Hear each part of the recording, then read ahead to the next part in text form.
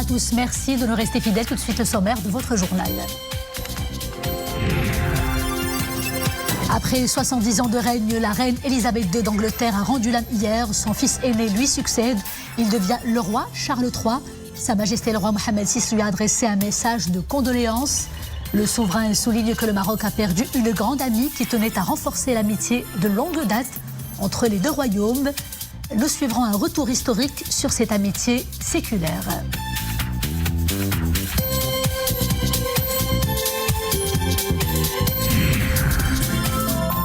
Sport, football, nous reviendrons sur les débordements et les agressions qui ont marqué la finale de la Coupe arabe des U17. Le match s'est déroulé à Mascara en Algérie et s'est soldé par des actes antisportifs portant gravement atteinte à la discipline. Après le coup de sifflet final, les joueurs algériens ont fait preuve d'une déferlante de haine et d'agression physique totalement injustifiée à l'égard de l'équipe marocaine. Dans un communiqué, la Fédération royale marocaine de football se montre ferme et annonce une batterie de mesures. Et en fin de journal, nous irons à la rencontre d'un jeune Marocain établi en France. Il s'appelle Mehdi Ichar. Le graffiti le passionne depuis sa tendre enfance, une passion qui a grandi au fil des années et qui porte les œuvres de l'artiste au firmament d'une notoriété naissante, doucement mais sûrement.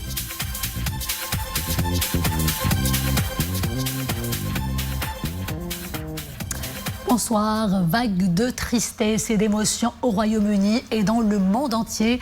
La reine Elisabeth II est morte hier après 70 ans de règne. Elle était âgée de 96 ans. Suite à cette disparition, Sa Majesté le roi Mohamed VI a adressé un message de condoléances et de compassion à Sa Majesté le roi Charles III, roi du Royaume-Uni. En cette triste circonstance, le souverain exprime en son nom et en celui de la famille royale et du peuple marocain à Sa Majesté le roi Charles III et à l'ensemble des membres de l'auguste famille royale britannique et au peuple britannique ses sincères condoléances et sa profonde sympathie. Nisri El Hamdaoui pour les détails. Dans ce message royal de condoléances et de compassion adressé à Sa Majesté Charles III, Sa Majesté le roi Mohamed VI indique avoir appris, je cite, « avec une profonde tristesse le décès de votre mère, Sa Majesté la reine Elisabeth II, qu'elle repose en paix ». En cette triste circonstance, le souverain exprime en son nom et en celui de la famille royale et du peuple marocain à Sa Majesté le roi Charles III, à l'ensemble des membres de l'auguste famille royale et au peuple britannique ses sincères condoléances et sa profonde sympathie. Sa Majesté le roi implore le Tout-Puissant de leur accorder force et réconfort face à cette perte tragique. Dans ces circonstances les plus difficiles, le souverain se remémore avec beaucoup d'estime les qualités et les mérites de cette illustre reine qui se tenait invariablement comme un symbole de la grandeur du Royaume-Uni, consacrant sa vie entière au service de son pays.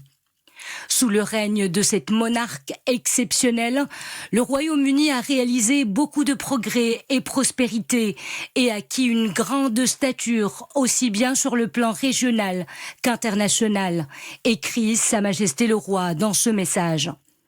Avec la disparition de Sa Majesté la reine Elisabeth II, le Royaume du Maroc a perdu une grande amie spéciale qui était profondément respectée, souligne Sa Majesté le roi, ajoutant que Sa Majesté la Reine tenait particulièrement à renforcer l'amitié de longue date entre nos deux monarchies séculaires.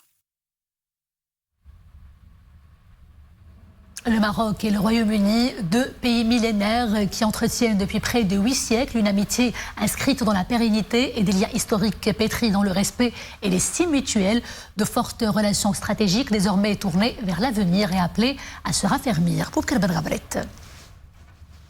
Le Maroc et la Grande-Bretagne, deux royaumes liés par une amitié riche et séculaire, marquée par 8 siècles d'échanges diplomatiques depuis les premiers contacts établis entre les deux pays en 1213. Maroc-Grande-Bretagne, c'est une amitié inscrite dans la pérennité, pétrie dans le respect et l'estime mutuelle entre les deux familles royales. La Grande-Bretagne a ouvert sa première mission diplomatique au Maroc en 1785. Le premier accord commercial entre les deux royaumes remonte à 300 ans. Cela traduit la profondeur des échanges commerciaux entre les deux pays depuis de nombreuses années. N'oublions pas aussi que depuis 1956, 22 représentants de Sa Majesté la Reine d'Angleterre ont été nommés au Maroc, 14 ambassadeurs du Maroc accrédités en Grande-Bretagne. Les relations entre le Maroc et la Grande-Bretagne sont aussi commerciales, économiques et culturelles. Ils touchent à plusieurs secteurs d'activité qui permettent à la Grande-Bretagne d'être plus présente dans le royaume. En 2021, le Maroc et la Grande-Bretagne célébraient le 300e anniversaire de la signature du premier traité commercial. Les relations entre le Maroc et la Grande-Bretagne sont tournées aujourd'hui vers l'avenir, des relations distinguées qui se sont renforcées davantage lors de la visite du ministre marocain des Affaires étrangères à Londres en 2018. Après le Brexit, le Maroc est le premier pays à avoir signé un accord d'association avec la Grande-Bretagne, accord qui a renforcé davantage les relations économiques entre les deux pays, le Maroc se positionnant en porte d'entrée privilégiée de l'Afrique. Relations diplomatiques, échanges commerciaux, à cela s'ajoute la migration marocaine vers la Grande-Bretagne. Une longue histoire qui remonte au 19e siècle. Plusieurs phases ont marqué l'histoire de cette migration, 1960-1980. La dernière phase a débuté durant les années 1990, une migration qui touche le domaine de l'enseignement supérieur et à d'autres secteurs comme la finance. Et la mort de la reine Elisabeth II ouvre une longue période de deuil pour la famille royale qui va durer jusqu'à 7 jours après les funérailles de la souveraine dont la date reste à préciser. Le nouveau roi d'Angleterre, Charles III, s'est livré aujourd'hui à son premier bain de foule. À son retour au palais de Buckingham, une immense foule émue communiait dans le souvenir de feu Sa Majesté la reine Elisabeth II. Ses funérailles à l'abbaye de Westminster sont attendues dans une dizaine de jours. La reine sera ensuite inhumée dans la chapelle du château de Windsor. Le public est invité à apporter des fleurs aux résidences royales dans tout le Royaume-Uni, mais aucun livre de condoléances ne sera ouvert. Les hommages vont se faire en ligne. À la mi-journée, 96 coups de canon ont été tirés depuis plusieurs endroits emblématiques de Londres, comme le Hyde Park et la Tour de Londres. Et pour parler du décès de la reine Elisabeth II et des relations séculaires entre le Maroc et le Royaume-Uni, avec nous en direct depuis la capitale française Paris, Mostafa Tossa, journaliste et éditorialiste. Monsieur Tossa, bonsoir. Intéressons-nous d'abord aux relations entre le Maroc et le Royaume-Uni. Le premier accord entre les deux pays a été signé, rappelons-le, à Fès. C'était en 1721 et depuis, une coopération multisectorielle n'a cessé de se consolider entre les deux partenaires clés. Mais encore, monsieur Tossa? Oui, ce sont des relations tout à fait exceptionnelles entre deux monarchies séculaires, comme Sa Majesté le Roi l'a signalé dans son message adressé au roi Charles III. Donc, il y avait un accord d'association entre les deux pays qui a été signé récemment en 2019 et qui est rentré en application en 2021. Mais il y a aussi un projet structurant qui porte beaucoup d'ambition et pour le Maroc et pour la Grande-Bretagne. C'est celui de ce câble souterrain qui doit relier le Royaume du Maroc à la Grande-Bretagne et qui doit transporter de l'électricité et de l'énergie propre. Et c'est un projet, un méga projet qui coûte 22 milliards de dollars et qui a été lancé entre les deux pays, qui est le symbole de cette confiance, de cette relation exceptionnelle que les deux pays entretiennent. D'ailleurs, ce qui a été vraiment frappant, ce sont les mots utilisés par Sa Majesté le Roi, les mots forts, les mots émouvants pour décrire cette dame qui vient de partir, cette reine qui vient de partir, cette reine des cœurs qui vient de partir et qui était une grande amie du Maroc et qui, en sa période, la relation avec le Royaume du Maroc a connu une exceptionnelle stabilité dans l'intérêt mutuel des deux royaumes. Monsieur Tossa, la reine Elisabeth II s'est rendue au Maroc en 1980, accompagnée de son époux, le prince Philippe. Elle avait été chaleureusement accueillie par feu Sa Majesté le roi Hassan II. Un fort témoignage aussi de la profondeur historique d'une alliance exceptionnelle anglo-marocaine. C'est cela? Oui, c'est vrai qu'à cette occasion, tout le monde, les Marocains en premier, les Européens, les autres, ont revu les images d'archives de cette exceptionnelle visite de la reine Elisabeth II en 1980, reçue par feu Hassan II. C'était une visite historique qui a frappé les esprits et les imaginations. Et d'ailleurs, à leur retour en Grande-Bretagne, la délégation britannique a montré toute son admiration pour ce royaume du Maroc. Il faut dire que c'est un pas extrêmement important, cette visite. Elle a consolidé vraiment le partenariat symbolique, diplomatique et stratégique entre le royaume du Maroc et la Grande-Bretagne. Alors, pendant le règne de Sa Majesté le roi Mohammed VI, il n'y a pas eu de visite d'État de la part de la reine, mais il y a eu beaucoup de visites de la famille royale qui sont venues à britanniques qui sont venus à Rabat, et des membres de la famille royale marocaine qui sont partis à diverses occasions participer à des événements à Londres. Et je crois savoir que vers 2019-2020, il était question de préparer une vraie visite d'État de Sa Majesté le roi Mohammed VI en Grande-Bretagne, mais malheureusement, le Covid était passé par là et il a reporté ce projet. Monsieur Tossa, mais l'absence de visite n'enlève en rien à l'importance de ce partenariat entre les deux royaumes. Très bien, Monsieur Tossa, et les hommages à l'égard de la reine Elisabeth II sont unanimes, s'affusent de partout. Nous parlons là, bien sûr, des hommages officiels, mais aussi de ceux spontanés qui émergent sur les réseaux sociaux et dans les quatre coins du monde, particulièrement dans le monde arabe. Nous l'avons vu, nous avons lu ces témoignages regrettant principalement la mort d'une figure emblématique qui a marqué son siècle comme un symbole inébranlable de l'unité des peuples. Quel commentaire cela vous inspire, Monsieur Tossa? Alors, comme cette personnalité politique hors norme existe dans le radar mondial depuis des décennies, l'impression qu'on recueille dans les réseaux sociaux est qu'elle faisait partie un peu du panthéon politique de chacun, de l'imaginaire politique de chacun. Et sa disparition, c'est un peu la disparition d'une part de nous-mêmes que nous avons vécu avec cette icône mondiale. Et il y a une vraie tristesse qui n'est pas feinte partout dans le monde, en Amérique latine, en Afrique, en Asie et dans le monde arabe. Il y a cette tristesse de voir cette icône qui a gouverné avec autant de classe, avec autant d'intelligence son pays et qui a géré les relations internationales avec autant d'intelligence, partir de cette manière-là, c'est une vraie tristesse dont on a ressenti l'émotion dans les réseaux sociaux à travers le monde. C'est une ère effectivement qui se referme. Merci beaucoup Moustapha Tossa pour cet éclairage. Sport, Coupe arabe des moins de 17 ans. La finale s'est disputée hier à Mascara en Algérie et elle a été remportée par l'équipe algérienne. Une finale entachée par des actes antisportifs malheureusement, des actes indignes des valeurs prônées par la discipline.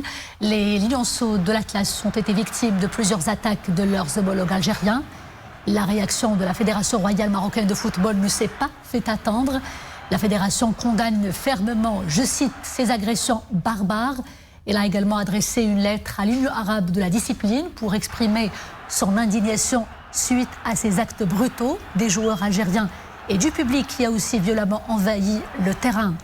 Bien sûr, à son tour, l'instance fédérale présidée par Fawzi El-Qjeh exprime également son étonnement face à l'absence totale de la sécurité lors de cette rencontre marquée par une grande présence tout de même des supporters et qui s'est déroulée dans un climat très tendu avant et durant le match. La Fédération royale marocaine de football regrette également profondément le défaut du fair play lors de cette finale. Elle va d'ailleurs recourir à tous les moyens juridiques afin d'assurer les droits des lionceaux de l'Atlas et consacrer les principes de fair play qui ont été complètement absents pendant ce match, pendant cette finale, et qui a mis aux prises des enfants quand même âgés de moins de 17 ans. Fin de citation, conclut le communiqué donc de la Fédération royale marocaine de football. Un match donc tendu où les deux équipes ne sont pas parvenues à se départager. Une performance poussive qui les a conduits vers la séance des pénaltys, qui a permis finalement la victoire de l'équipe algérienne. Après un match très serré, une victoire qui devait normalement se célébrer dans une ambiance de fête et de fraternité. Sauf que voilà, les gagnants ont fait preuve d'une violence physique et verbale injustifiée à l'égard des Lionceaux de l'Atlas, un acte qui porte gravement atteinte à la noblesse de ce sport, le football, le foot qui est censé fédérer les foules. Et tout de suite, le retour sur ces incidents regrettables et non admissibles en compagnie d'Oumaïma Ramli. Les images sont choquantes, elles se passent de tout commentaire. Ce qui devait être une fête de football s'est subitement transformé en bagarre géante. Au coup de sifflet final, les hostilités commencent. Une première agression du gardien de but marocain par plusieurs joueurs algériens. S'en suivra une rixe générale de plusieurs minutes et le public s'y invite. Sans opposition aucune de la part des agents de sécurité algériens.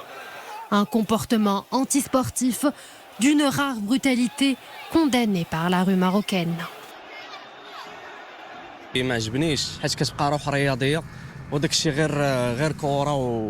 Nous sommes profondément choqués et déçus. Rien de cela n'aurait dû se passer. Ces agressions barbares vont à l'encontre de l'esprit même du sport. Ces actes renvoient une mauvaise image du football. Il ne faut pas mêler politique et sport. Nous avons des liens de fraternité avec les Algériens. Il faut garder cela en tête. Un match sous haute tension avec une absence totale de la sécurité au sein du stade. Cela en dit long sur les mauvaises intentions du pays hôte de cet événement sportif.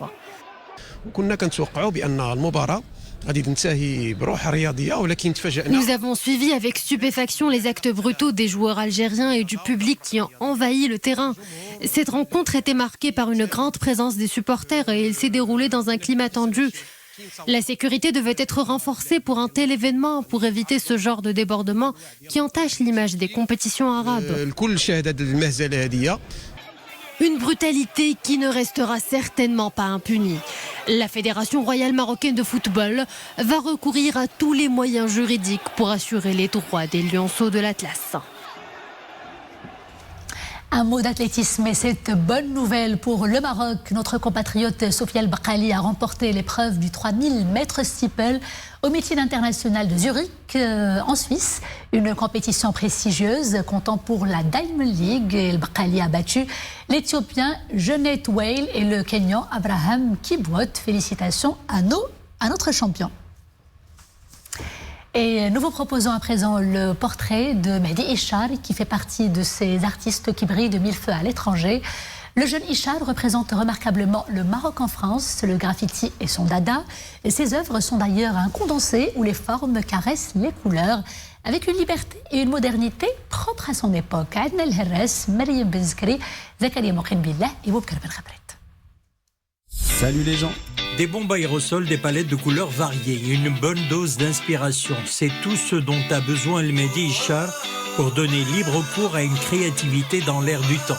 Ces portraits de célébrités emblématiques sont plébiscités par le public. Marilyn Monroe, Jimi Hendrix, Jim Morrison et bien d'autres trônent majestueusement dans ces toiles. Mais avant d'arriver au street art et au graffiti, le Mehdi Ishar a dû passer par l'art figuratif et impressionniste et aussi par l'art abstrait, des styles qu'il affectionne toujours autant. Pour moi, l'art c'est éphémère. Donc moi, je me sens très très bien dans tout ce que je fais. Je n'ai pas vraiment de difficulté à dessiner ou bien à peindre pour trouver des sujets aussi. Donc je fais quelques recherches avant de commencer la toile. Et ensuite, voilà, je dessine. Après, quand je dessine, donc je peins. J'ai travaillé avec plusieurs techniques. La première, c'était avec les crayons. Après, donc, j'ai commencé à colorier avec la peinture. J'ai rajouté du matériel. Les créations de Mehdi allient subtilité de l'art contemporain à l'expression spontanée des sentiments, une passion qui trouve un écho chez la petite famille de l'artiste. D'être avec Mehdi, ma maison est toujours décorée. Ça, j'ai la chance. J'ai des tableaux partout au mur. Après, quand il peint, en général, c'est souvent sentimental. Quand il est content, il va vouloir peindre. Quand il va être en colère, il va vouloir peindre. Tristesse un peu moins. Et ce que j'aime bien, c'est qu'il me demande toujours son avis.